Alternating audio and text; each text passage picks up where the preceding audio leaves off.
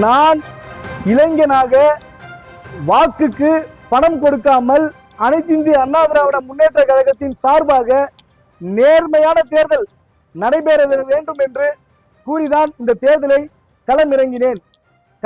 களத்தில் இருந்து கொண்டிருக்கிறேன். ஆனால் கடந்த 2 நாட்களாக பாஜகவை சேர்ந்த வேட்பாளர் நமச்சிவாயம் அவர்கள் வாக்கிற்கு ரூபாய் 500 காங்கிரஸை சேர்ந்த முன்னாள் முதலமைச்சரும் பாராளுமன்ற உறுப்பினருமான வைத்திலிங்கம் அவர்கள் வாக்கிற்கு ரூபாய் 200 கொடுத்துவிட்டு இன்று தேர்தலை மீண்டும் ஏழைகளை கொச்சப்படுத்தும் ஒரு தேர்தலாக மாற்றிவிட்டனர்.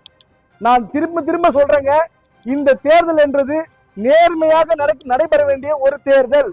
இது ஒரு பெண்களுக்கும் இளைஞர்களுக்கும் அடுத்த வரும் சமூகத்திற்கு நாம் வழிவிட வேண்டிய ஒரு தேர்தல். மீண்டும் நீங்க நான் பணம் கொடுத்து தான் வெற்றி பெறுவேன், மீண்டும் இந்த மக்களை ஏமாத்திக்கிட்டு தான் இருப்பேன், இவங்களோட ரத்தத்தை குடிச்சுதான் வாழ்வேன்னு நினைச்சீங்கன்னா நான் இந்த தேர்தலையே புறக்கணிக்கிறேன். இந்த தேர்தலையே நான் புறக்கணிப்பேன். ஏன்னு கேட்டீங்கன்னா, ஓட்டுக்கு காசு கொடுக்கறது தப்பு. ஒரு இளைஞனா நானும் ஓட்டுக்கு காசு கொடுத்தனா அடுத்த வர ஜெனரேஷன் எப்படிங்க முன்னேறும்? ஏழைங்க எப்படிங்க மேல போக முடியும்? கல்விக்கு எப்படிங்க முக்கியத்துவம் கொடுக்க முடியும்? எல்லாருமே மீண்டும் இந்த தப்பு செஞ்சா எப்படிங்க நம்ம நாடு முன்னேறும்? நம்ம புதுச்சேரி மாநிலம் எப்படிங்க முன்னேறும்? இதே இடத்துல உட்கார்ந்துருக்க அண்ணன் நமச்சிவாயத்தையும் அண்ணன் வைத்திலிங்கத்தையும் சொல்லுங்க, அவங்க ஓட்டுக்கு காசு தரல, நான் எல்லாருமே கொடுக்குறாங்கன்னு சொல்லுங்க பாப்போம். இன்னமும் நேர்மைன்னு பேசுறீங்க. என்னங்க நேர்மை இருக்கு உங்ககிட்ட? ஓட்டுக்கு காசு கொடுக்கறதா நேர்மையா உங்க நேர்மை? இளைஞர்களை சீரழிக்கிறதா உங்க நேர்மையா? தேர்தலில் பணம் கொடுத்துருக்காங்க, இதை நடவடிக்கை எடுங்கன்னு சொல்லிட்டேன்.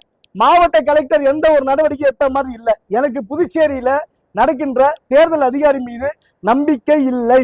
நான் இந்திய அரசாங்கத்தால் அங்கீகரிக்கப்பட்ட முறையான நம்ம டெல்லியில இருந்து தேர்தல் அதிகாரிகள் இந்த தேர்தலை ரத்து செய்து விட்டு மீண்டும் தேர்தல் நடத்த வேண்டும். இவர்கள் வாக்குக்கு பணம் கொடுத்து விட்டனர், மீண்டும் ஏழைகளை ஏமாற்றும் செயலில் ஈடுபட்டு விட்டனர். இதை நான் ஒருபோதும் நான் இருக்கும் வரை விட மாட்டேன். செய்திகளை உடனுக்குடனும் துல்லியமாகவும் தெரிந்து கொள்ள சப்ஸ்கிரைப் பண்ணுங்க.